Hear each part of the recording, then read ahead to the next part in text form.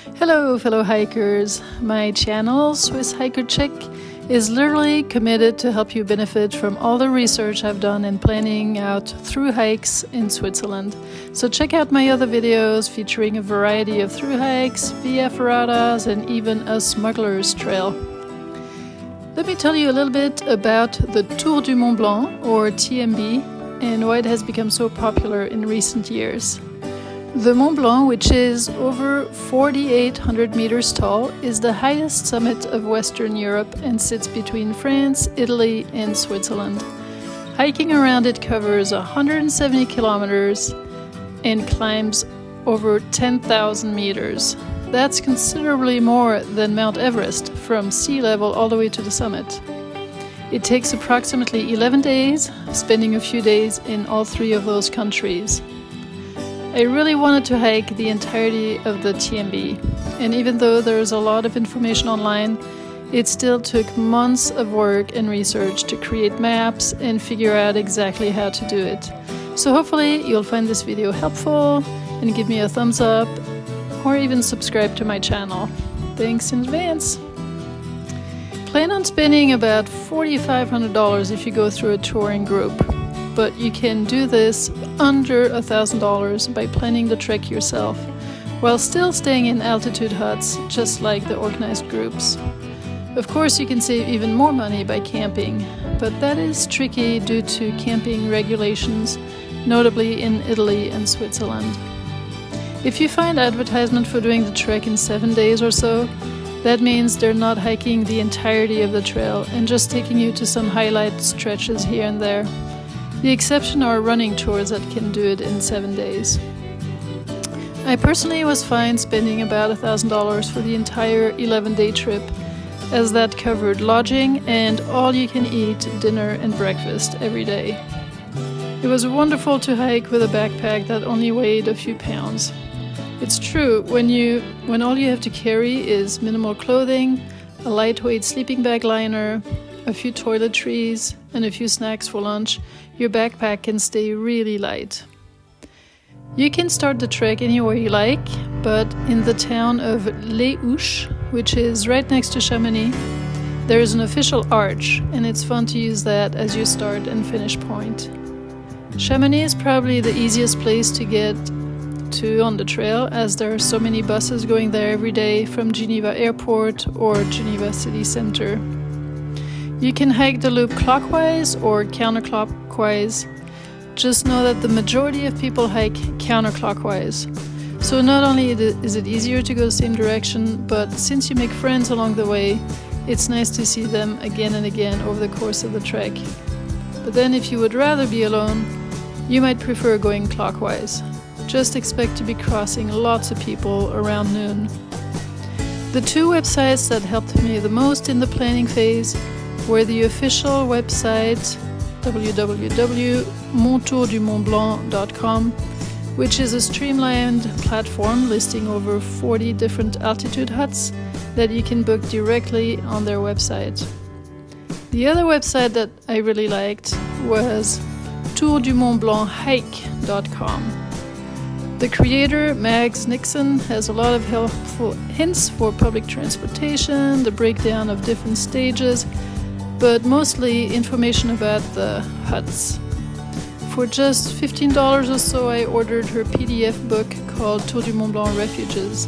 It had so much information about the huts and made my planning much easier. And best of all, but unfortunately I only found that after I completed the tour, there's a Facebook group that has tons of information in where you can ask any question you may have. I was organizing this trip for a group of 17 friends and family, so I really didn't want to make any big mistakes in my planning. Here are a few practical things I was worried about, but it worked out just fine. Water refills. You don't need to carry lots of water with you, as there are fountains everywhere along the trail. The exception is on days 10 and 11 from Tré-le-Champ back to Chamonix or Les Houches. So plan accordingly for those last 2 days. Bathroom options on the trail. You frequently cross another refuge, and sometimes they like you to order something, but they always have bathrooms. There are also other bathrooms along the trail, such as this super high-tech outhouse. The risk of getting lost. I had my maps downloaded in addition to all trails, and that was plenty. The trail is also really well indicated. Always look for the TMB signage. Also refrain from picking flowers, as some of them are endangered, so just enjoy their beauty where they grow. But enough logistics, let me show you how everything turned out. It was absolutely amazing. We met in the evening prior to our first hiking day in Les Houches and spent the night at Gîte Michel Fagot, where dinner was served outside on the terrace until it started to rain, and we ran indoors with our plates. But we got a beautiful rainbow. Day 1 was on the 1st of July, and that was a big day. Over 20 kilometers of hiking, 9 hours, and tons of elevation. That's why most people take the Bellevue gondola at the very beginning. But 3 of us were planning on not using gondolas, so we got up 2 hours earlier and hiked to the top of the Bellevue station, where we met the rest of the group. It's quite a climb, and it took us closer to 2.5 hours. After that, some rather gentle hiking through meadows and forest until you get to a Himalayan suspension bridge. It was a little bit of a bottleneck, but crazy cool. After that, awesome amazing views on mountains and glaciers, and then a steady climb to the top of the pass, Col de Tricot, where we had our lunch picnic. Amazing views. Then down to where we could refill water bottles at Refuge de Miage, and then tackle the next pass. On the downhill, we stopped at Auberge de Truc, where we had amazing blueberry tartlets. Then a long downhill until the town of Les Contamines, where we stayed at Gîte Le Pontet. Day 2 was also a pretty long day, very gentle at first, then up past Chalet de Namberon, then some more beautiful meadows with cattle, and past Refuge de la Balme, where some of us bought some sandwiches and pastries. After that, it was a serious climb until the pass Col du Bonhomme. But once you arrive on top, you get the surprise that you have to continue climbing until you get to the top of the next pass, Col de la Croix du Bonhomme. There's a refuge there after the same name. And a lot of people will continue to a third pass, and that is the Col des Fours. That's a variant, and we were afraid there might be snow on the backside, so we stayed on the traditional trail all the way down to Les Chapieux. There's a shop there where you can buy fresh bread, local cheese, basic groceries, and they will give you 1 hour of free Wi-Fi, which is super helpful as there's no cell coverage there. Lodging options are very limited there, and unfortunately I was not able to book there as they had sold out the first day reservations opened, but we got a bus ticket to the next town in Bourg-Saint-Maurice, where we got hotels and an Airbnb. Day 3. We took the bus back to the trail exactly where we left off yesterday. The first little part was a bit boring on the road, but soon you can cross the river and then it's an absolutely beautiful trail until we arrived at Ville des Glaciers, where we enjoyed taking a look at the dairy farm and sampling and buying Beaufort cheese directly from the farmer. We even saw 3 calves not even a week old. Not much further, we made a pit stop at Refuge des Mottes, and then it really starts climbing for about 2 hours until you're at the top of the pass, Col de la Seigne, the French and Italian border. Just an hour later, we arrived at Rifugio Elisabetta. What a stunning setting. It's nestled at the base of 2 glaciers. This one must be booked separately as it's privately owned and doesn't belong to the official network of refuges. A few of us felt like exploring the glacier, so after we dropped off our backpacks, we went further up the trail and then did some bouldering until we arrived just below the glacier where the water cascades down. Then back down to the refuge just in time for dinner. The food was not our favorite, and the sleeping arrangement was a bit of a joke, but therefore we had amazing views. Day 4 started out very easy on a wide, level trail. Mont Blanc is still not visible today, as it is hidden behind some gnarly peaks. Soon we saw the charming refuge Lago Combal across the valley. Then instead of hiking around the mountain, the trail took us straight up on a shortcut over the mountain. Not easier, but spectacular views. By the way, tomorrow will be the first day we see Mont Blanc. Then we arrived at Refugio Maison Vieille, where we had a late lunch. The food was incredible. From there, some in the group took the chairlift and gondola down to the city of Courmayeur, while the rest of us hiked down the steep trail. This little Italian resort town, Courmayeur, has a lot to offer, but we just enjoyed having some time to do laundry, grocery shopping, and a night out at the restaurant. Hotel Edelweiss was inexpensive and perfect for our needs. Day 5. We started off with some last-minute food shopping and a hunt for gelato, followed by a big climb of over 1,000 meters. There are all kinds of trails in this area, but the TMB always has its own individual sign marker. Every now and then, we got a view of the city of Courmayeur in the valley below.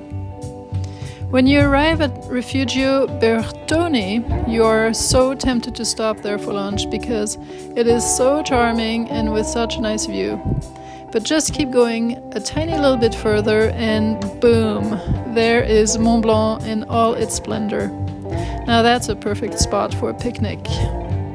And from there on, the trail follows a balcony of pretty much the same elevation, with constant views on the Mont Blanc and all the glaciers, one next to the other, on the Mont Blanc Massif.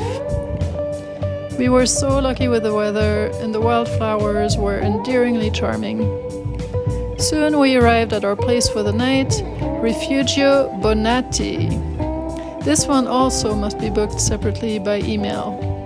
We loved Refugio Bonatti and voted it our favorite hut on the trail. First of all, the setting is gorgeous, but also the place has really good vibes and great amenities. Every guest gets a token for a shower, which was great, but it is on a timer, so you do have to be organized and efficient.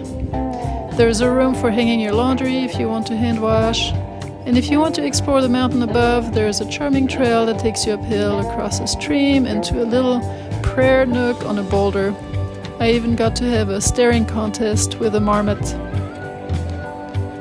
Dinner was excellent with 2 appetizers, then a main course of mashed potatoes and veal, and a dessert of Italian panna cotta. As you eat, you can watch the sunset right behind Mont Blanc. They had a dorm of 15 beds, just right for our group. Day 6. After soaking in the views a little more, taking a group picture and refilling our water bottles, we continued heading north and descending into Val Ferret, past Refugio Chalet Val Ferret, and then up with a snack stop at Refugio Elena. Then continually climbing until we got to the top of Grand Col Ferret, the border between Italy and Switzerland, at an elevation of 2,536 meters. Pretty windy place to stop for a picnic, but we managed. And then downhill to the sound of Swiss cowbells, past Refuge de la Poule, which I hear has amazing food. Continuing down to Gîte de la Léchère, just 30 minutes before the town of La Foulie. This place was inexpensive compared to the other options in town, and the food was plentiful, but only 1 toilet per gender. Yikes. Day 7 was probably the easiest on the trail. Adjacent to the campground in the village, La Foulie is a ropes course in the trees. I'm not sure of the cost, but there is a climbing wall and a zip line on the playground right there. Can't pass up a little extra fun. A nice variety of forest, rolling hills, cliffs, and even a cave today. I personally love the cute, quaint villages dotting the green rolling hills. La Foulie, Prat de Fort, and eventually Champelac, our stop for the night. It's on a charming lake, beautifully arranged with flowers. There's rowboats and paddleboards you can rent, restaurants, stores, etc. You can also hike around the lake, and on the backside there is an interpretive mushroom trail. As you walk around the village, you will see signs advertising the Alpine Botanical Garden. There's an old chalet on the grounds, and you can actually stay there for the night, which is what my husband and I did. The only thing is that they do not feed you dinner and breakfast like the other refuges do. It started raining, but we found some umbrellas there and were able to enjoy the botanical garden. Day 8. Overall, we were super lucky with the weather, hiking from July 1st through July 11th, but today was cold and rainy. But that's okay. One day of rain is nothing, plus it made for some silly, fun memories, all of us wearing our rain ponchos and slipping in the mud. Eventually, we arrived at Hôtel de la Forclaz. There's a cool aqueduct just a little further, and then our stop for the night, Refuge Le Petit. It's just a humble barn that has been rearranged into sleeping quarters, and the dining room is an adjoining yurt. The food was the best yet. Amazing soup, green salad with roasted pear, nuts and cranberries, then rice with curried stew of chicken, sweet potatoes and onion, and a wild berry dessert cream. That night was cold though. I felt really bad for all the tent campers. Day 9. The sun came back out and we had fun with our binoculars, spying for ibex and chamois goats. After a good climb, we arrived at Refuge Col de Balme, 2,191 meters elevation, and the border between Switzerland and France. Keep climbing a little higher to Aiguillette des Posettes, and the views on the Mont Blanc, which you finally see again, will take your breath away. We couldn't stop taking pictures. Across the other mountain, we saw a steep, gnarly, zigzagging trail, and we were afraid that that was going to be our route for the next day, but it turns out it wasn't. We hiked all the way down to our hut for the day, La Boherne. I fell in love with the charm of this one. It used to be an old smokehouse, and they have done a great job preserving some of the original features, and every nook and cranny transformed into another room, shoe cubby in the stairway, cute eating area, and decor everywhere, even outside. The town of Trélechamp is an easy walk away, and a great place to buy fresh bread, groceries, and treat yourself with the most amazing ice cream with flavors like rosemary and basil and all kinds of creative ones. Day 10 was probably my favorite. I knew we might see some ibex today, but to start off our day with such a cool one on the cliff at the beginning of the hike was a special treat. And those cliffs, they're so amazing. Then came the famous ladders that I was so curious about.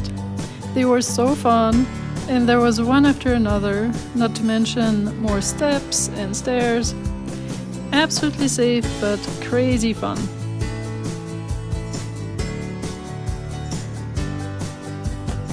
When we arrived at Tête-au-Vent, we took the high road to see the several lakes, Lac de Chézerie. Wow. Then just one more steep climb and we arrived at Refuge du Lac Blanc. It was pretty crowded up there because a lot of day hikers take the gondola to do some hiking and animal viewing up here. Sure enough, we saw several ibex. They are so cool with their huge ribbed antlers. We stayed the night at Gîte La Flégère and played many hands of cards in this dining room, as this was our last night together and we were already sad it would soon be goodbyes with everyone. This hut is adjacent to the gondola station, and many people stay the night in Chamonix below instead of on the mountain. Day 11. Final day. The views today were unsurpassable. They call it Le Grand Balcon Sud because you're on the south flank of the mountain, continually looking at the Mont Blanc Massif across the valley. It's not an easy day though. You also do a lot of climbing until you arrive at the gondola station Le Brevan. There are a few more ladders and bouldering, and then you can see the gondola station way on top. Great place for a well-deserved stop and trophy picture. Unfortunately, our photographer didn't quite line up the arrow with the Mont Blanc. And finally, tackle your last downhill, a big one. Go past the last refuge you will see, Refuge Belachère, and then down, down, down until you arrive in Les Houches. That's it. TMB achieved. Time for a trophy picture again. It's honestly pretty emotional getting there. I don't care how fit you are, this is a big trek. A lot of miles, but mostly a lot of elevation each day. The amazing scenery you see each day and the friendships you forge make it even more emotional at the end. It was so hard to say goodbye. I've been home for 4 months now, but I honestly still miss it. So I go on the Tour du Mont-Blanc Facebook group every day and I just relive my experiences vicariously by looking what all the recent hikers have posted, and it's so fun. It's the best. Thanks for watching.